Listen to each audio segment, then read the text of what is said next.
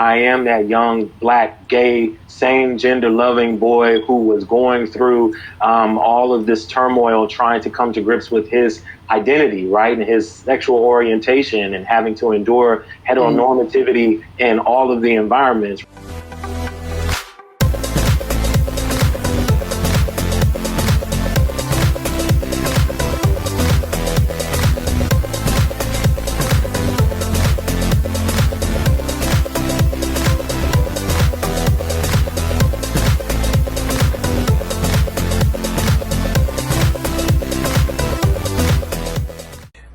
My people, this is your boy Monroe, aka He Smiles, your essential life coach. You are watching Verse TV. Now go ahead, comment, rate, share, subscribe. What's up, guys? It's your boy Troy Music King, and if you hear my voice, you know what that means. It's time for all the tea with Verse TV. And this week, with us all week long, we got someone special and dear to my heart.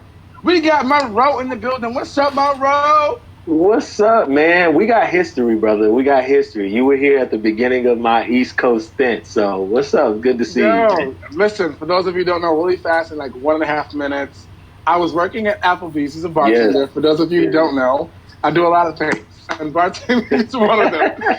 And I was there at the bar, and this gentleman walks out looking very nice with a nice smile. And he's like, coming from an inn, like, wants to order a drink, sit down, have lunch or something. And we're just talking, just having a conversation. It's coming from an interview. Yeah. It was super dope. And I was like, when I go to this church, I'm singing and praise and worship at this church. Yeah. You should check it out if you're free. And I was actually still at the church doing praise and worship there when Monroe started going there. So it actually was true. It wasn't like I told him he'd never seen me. You're like, where did brother at? Right. You've been telling me you here and he was there. He was there. I was really there. It was super dope. I remember I was on stage and you came up to me and you said, hey, I came out, I liked it. And are you still there? I know I am a member and I'm on the worship team. See? Look at God. Look at God. You know what I'm talking about? So we have to talk about that real fast. Yeah, it's like, people don't know. You never know who knows who. You never know, how things happen. But look, all these years later, you're here. And bam, you're here. So I'm here. Yeah. Yeah, so for our audience that may not know, where are you from? Yeah, so I'm originally from Sacramento, California, man. The 916 West Coast. Very, very proud to be Californian. But I moved out to New York about 4 years ago. It'll be 4 years next month, as a matter of fact. And been here ever since. And man, I love it. I live in New Jersey, right outside New York City. So yes, doing the dang thing. It's super dope.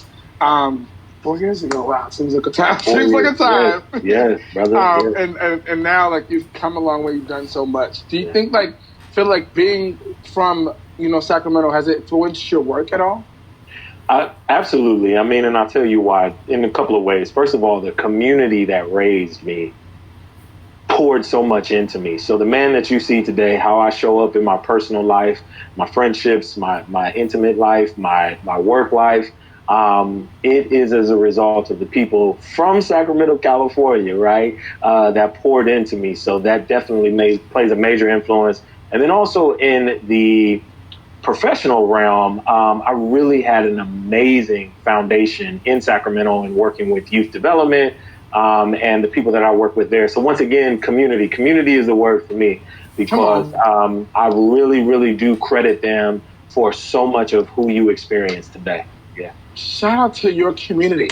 We want to say shout out from us to you thank you for making him who he is today because my God, and as time progresses, this man of God has been, it's been humble, has been, doing this thing, and he's, so great in the community now. So that community that you guys built from, now it's helping him build a strong community where he is. So shout out to Sacramento. I just had to say that. So you're a life coach, mental health advocate, and a motivational speaker, and more, of course. You know how we do now in 2020. Yeah, so right. You gotta have a hustle. Right, gotta have a couple. Yeah. So what brought you to these fields? Yeah, man. So I'm just going to say life experience is what brought me to these fields, right? And I'll back up a little bit and then I can come right back into that. Sure. But professionally, man, for the last 15 years, I've been working in nonprofit administration and leadership and also school district administration. So all up and down the state of California, and then also now here in New York City.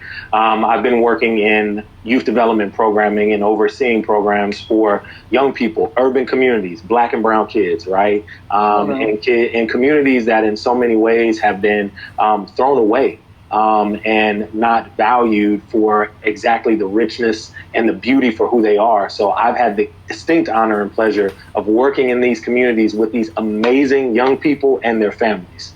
And so that just kind of laid the foundation for me to be in an educational, motivational, setting. But I also credit my church, man. You know what I'm saying? I grew up in the Black Baptist church, and there were just a lot of love and nurturing and opportunities for me to develop my skills. I was a choir director, so I was teaching music, at a very young age. So there was a lot of these things that now go into my life coaching today that date all the way back to when I was 8 years old. But then I say life brought me to where I am, man, because anything that I do today is as a result of a very personal experience. So the life coaching, man, that comes definitely from a very personal experience of having to do a lot of the deep, ugly, hard, but so beautiful and necessary work on myself through therapy, right? Through self-reflection, man, through spirituality, right? All these things have played a part in my life. When we talk about the mental health advocacy piece, man, I was diagnosed with major depressive disorder 2 years ago, man. Here in my home, had a breakdown, had to go to the hospital, suicide ideation, like all different things, man, really hit home for me.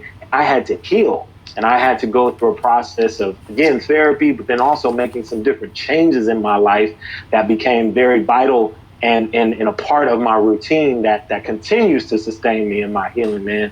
So, and then just a motivational speaker, man, I like to talk, brother. So, and going back to the church, man, having opportunities to get in front of people and singing and giving that good old Easter speech, how we used to do in the Black church, right? So those things really have brought me to where I'm at today. And I'm very, very blessed and fortunate, man, to be here. Yes, sir. Yes. And thank you for sharing all of those things that you do have and that you do very well, because I feel like it's important, like going back to our interview we were talking about earlier on the show about, knowing yourself, and knowing yourself, you can utilize those things that you're, that are your passions, the things that you're good at. It's just some things naturally that come to you that makes you you. And so, we could definitely see that through the things that you do. So shout out to you, and for being publicly speaking about those things that have affected your life, because a lot of people aren't open enough to talk about the real things, the real things that really affect them. And so, there's other people out there that may be affected by that. And so thank you for sharing that.